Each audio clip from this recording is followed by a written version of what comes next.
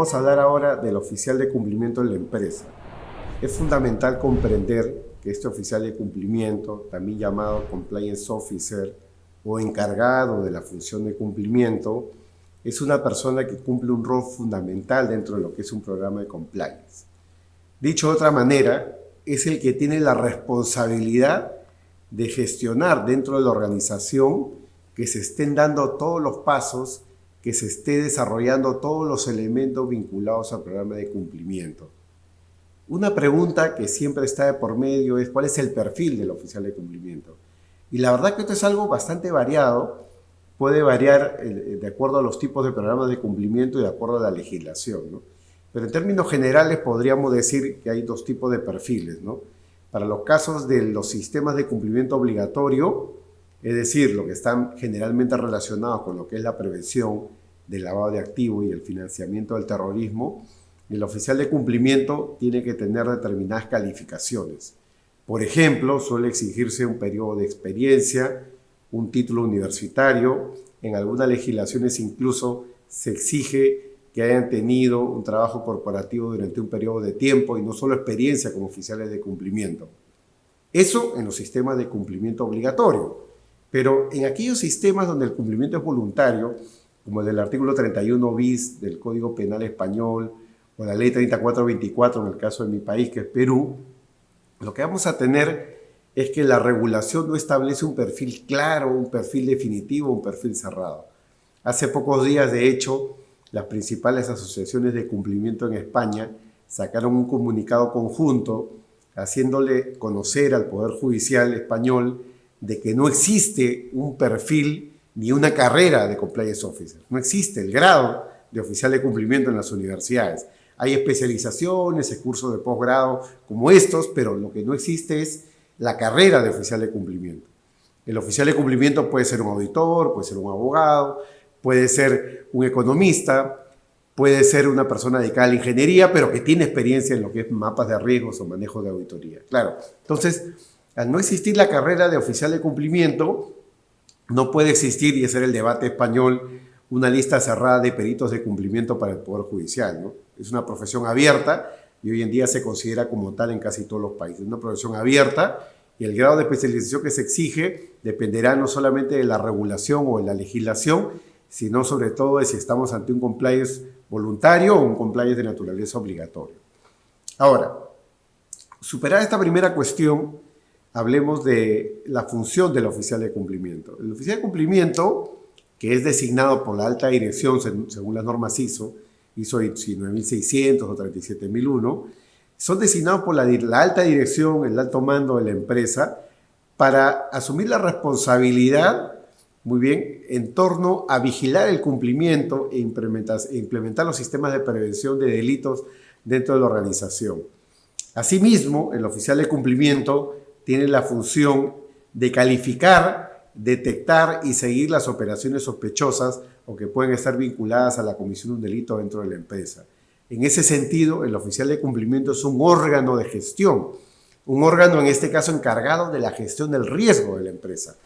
Tiene entonces la tarea de implementar el sistema de prevención, hacer reportes para la alta dirección, en su caso para los accionistas de la empresa o para terceros, como pueden ser los bancos, acreedores. Tiene además el deber de darle seguimiento al sistema en torno a poder detectar posibles operaciones, posibles alertas de infracción al régimen de cumplimiento y darle lugar al procesamiento. Pueden haber investigaciones internas, eventualmente pueden haber denuncias ante la autoridad, pero también está encargado, recordemos el tema del ciclo de Deming, del mejoramiento del sistema. El sistema es como una espiral, ¿no? Va cambiando a lo largo del tiempo, va mutando a lo largo del tiempo y se necesita para ello de una persona que gestione en una lógica de mejoramiento.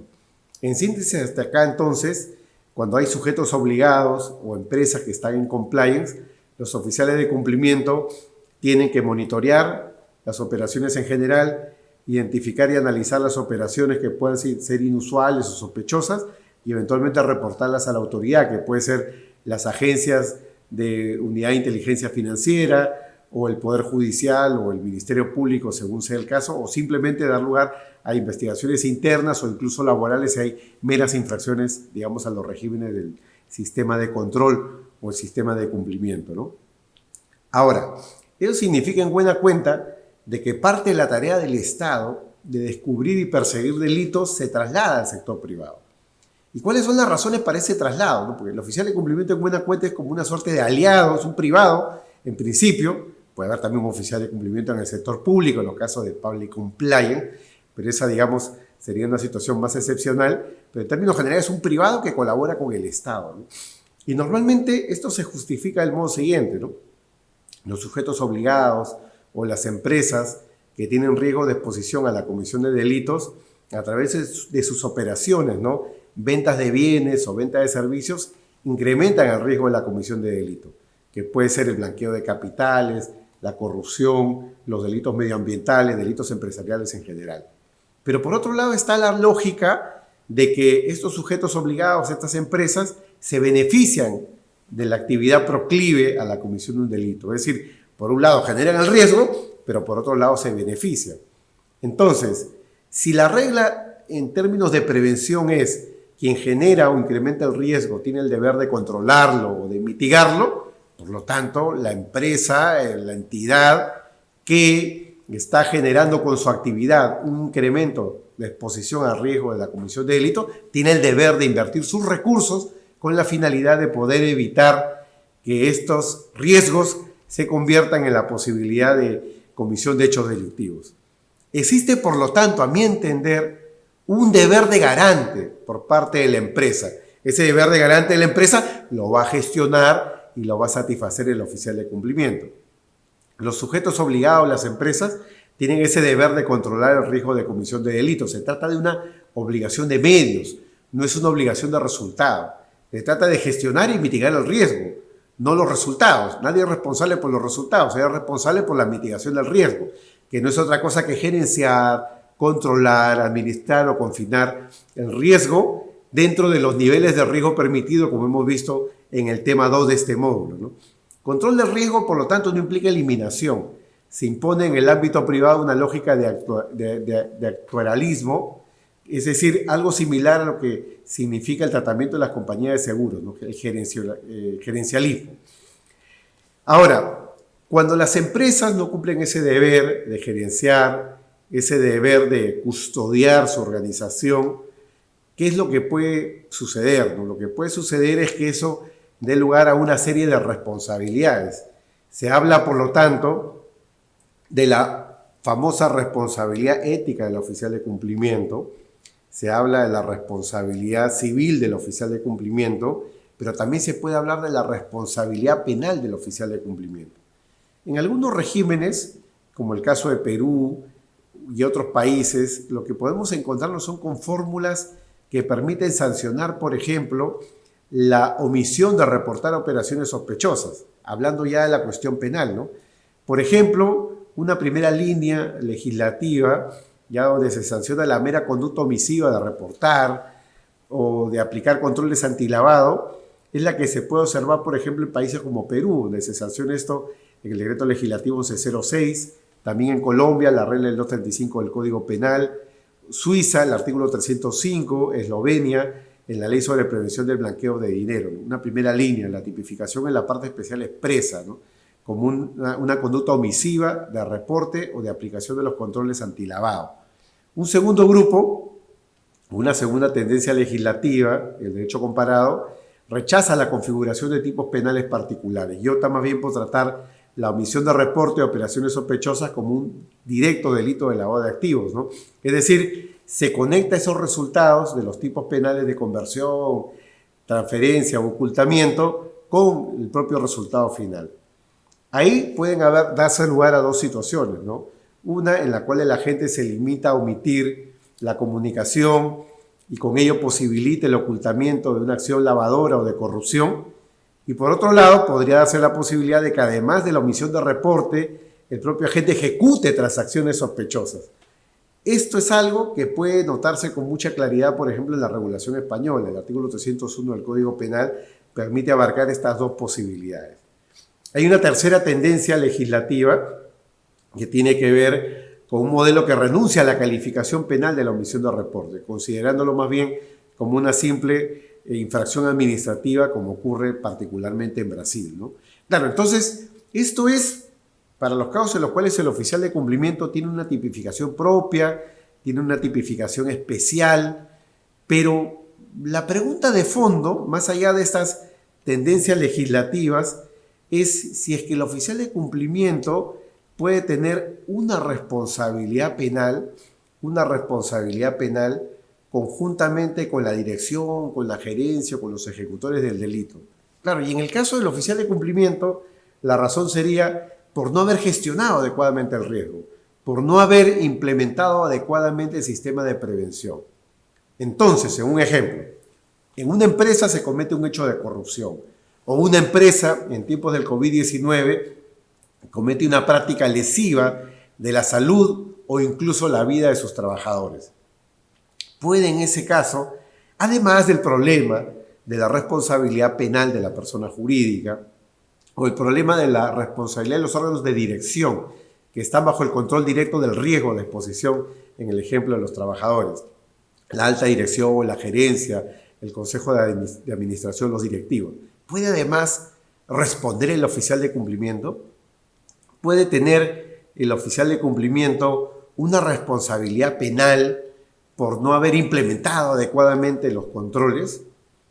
Acá la discusión es bastante intensa desde el punto de vista jurisprudencial, desde el punto de vista doctrinal e incluso desde el punto de vista legislativo. Creo yo que hay que tener en cuenta acá algunas cosas que son importantísimas, ¿no? ¿En qué se concreta el deber de garante del oficial de cumplimiento? Como se ha dicho hace un momento, y creo que esta es la llave de entrada, el oficial de cumplimiento no tiene una posición de garante tendiente a evitar los delitos. El oficial de cumplimiento tiene una posición de garante para mitigar el riesgo de la comisión de delitos. Esto es algo que más allá de las cuestiones gramaticales es fundamental.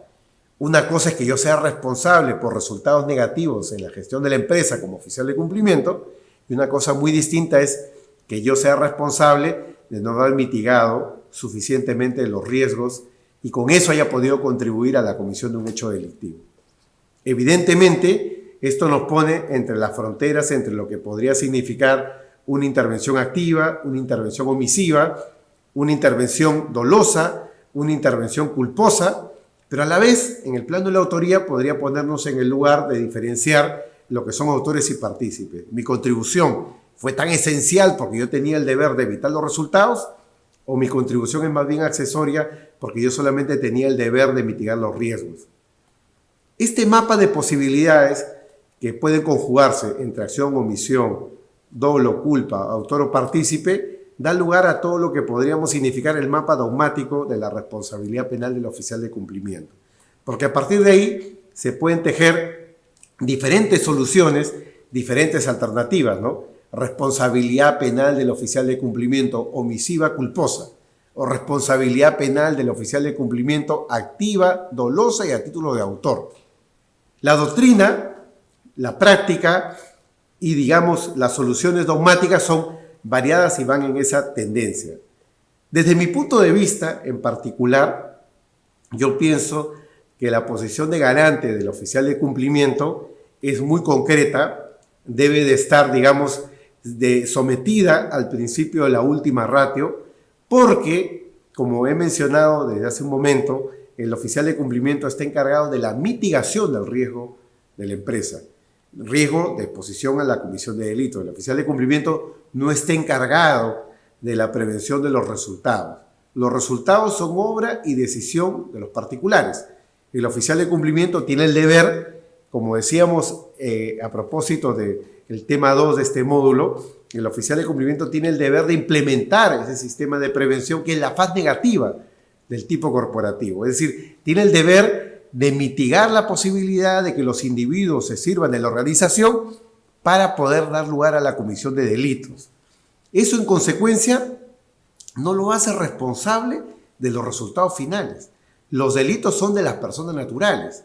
Los delitos podrán ser de la persona jurídica, pero para que él cometa delito, tendría él que tener una participación, a mi entender, que va más allá del rol del oficial de cumplimiento. Y con ese rol del oficial de cumplimiento, estamos hablando de ese rol de mitigación del riesgo. Si el oficial de cumplimiento, de manera dolosa, porque culposamente no se me ocurre algún ejemplo, de manera dolosa, trata de conectar una omisión en sus controles de manera dolosa con el plan criminal de un tercero, opción 1, o la segunda es que excede su rol y ya estamos fuera de las conductas neutrales o habituales, y excediendo su rol ya participa en la comisión del hecho delictivo por cuenta de la empresa. En ese tipo de casos el oficial de cumplimiento debe de responder. Es decir, si de manera dolosa, de manera deliberada, incumple un determinado procedimiento, no cualquier procedimiento, sino un procedimiento concreto que va a permitir dar lugar a la comisión del delito. Por ejemplo, no implementa los controles financieros de doble firma en un cheque o doble firma digital o electrónica para una transferencia en un contrato con una entidad pública, de manera que por esa vía se puede facilitar la comisión de un acto de corrupción. Claro, si dolosamente conecta su conducta con ello o dolosamente, dentro de los perfiles de riesgo que maneje, no cautela una determinada situación, favoreciendo con ello la comisión de un delito, excediendo su rol o rompiendo su rol, quebrantando su rol como oficial de cumplimiento, en ese tipo de casos puede responder por el delito principal. Consecuentemente, debemos de movernos en el ámbito del derecho comparado con estas dos posibilidades, ¿no? La responsabilidad penal del oficial de cumplimiento por un delito de omisión propio, ya hemos mencionado los casos ahí de Perú, de Colombia, Eslovenia, etcétera, Suiza incluso, versus los modelos en los cuales no hay una criminalización expresa al compliance officer, sino esto se deja delimitado a nivel doctrinal, a nivel jurisprudencial, donde los tipos pueden abarcar su responsabilidad, pero a mi entender, bajo esas tres condiciones. Número 1, son gestores de mitigación del riesgo, no de los resultados. En segundo lugar, responderán penalmente en la medida que dolosamente hayan quebrantado su rol. O tercero, en la medida de que hayan excedido su rol de oficial de cumplimiento y se hayan convertido en una persona más que dentro de la empresa pueda dar lugar no solo a la comisión, sino incluso a la facilitación de delitos por parte de terceros.